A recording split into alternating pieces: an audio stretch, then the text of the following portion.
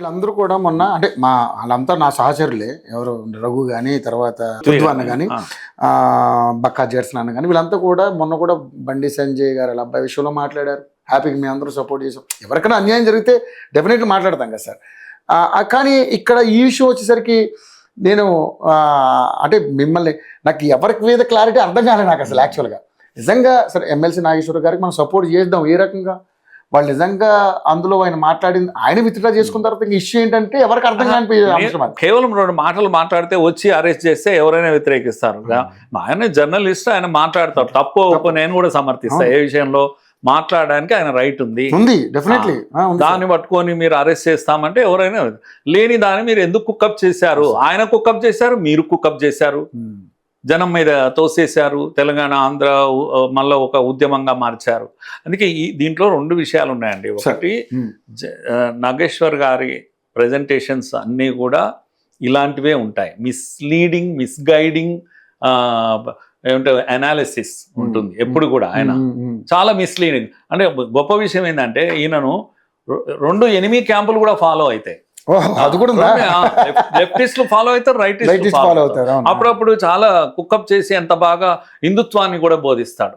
అప్పుడప్పుడు అసలు మోడీ లాంటి వ్యక్తి ఎంత గొప్ప వ్యక్తి అని ఒక భ్రమను క్రియేట్ చేస్తాడు. మాట్లాడతాడు, గట్టిగా మాట్లాడి ఇంకో 100 వీడియోలు విషయం చెమ్ముతుంటాడు మోడీ పైన.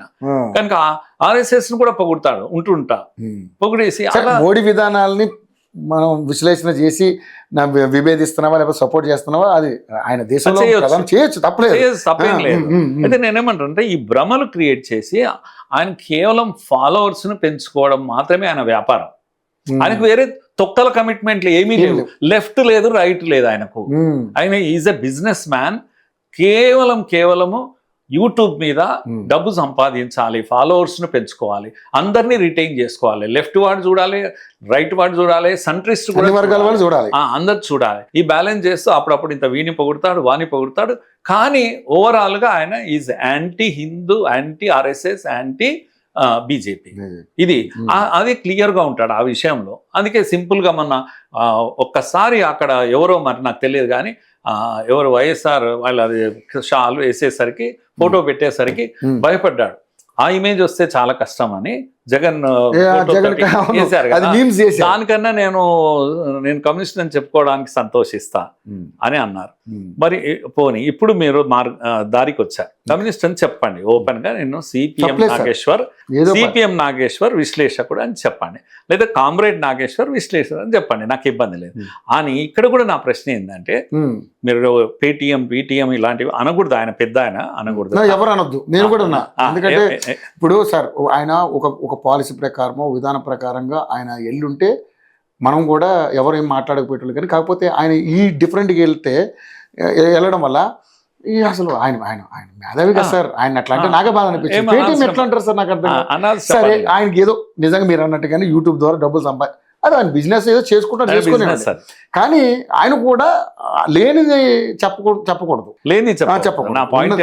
ఉన్నది ఉన్నట్టుగా మాట్లాడుకోవాలి. ఇప్పుడు మీరు ఉన్నది ఉన్నట్టుగా చెప్పండి, నేను ఉన్నట్టుగా చెప్పండి. ఇప్పుడు కాళేశ్వరంలో కేసీఆర్ గారు 1,00,000 కోట్లు తినేశాడు, ఏదో ఆధారం ఏది చెప్పండి, నిరూపించండి అంటున్నారు కదా, వాళ్ళు అడుగుతున్నారు కదా. అంతే.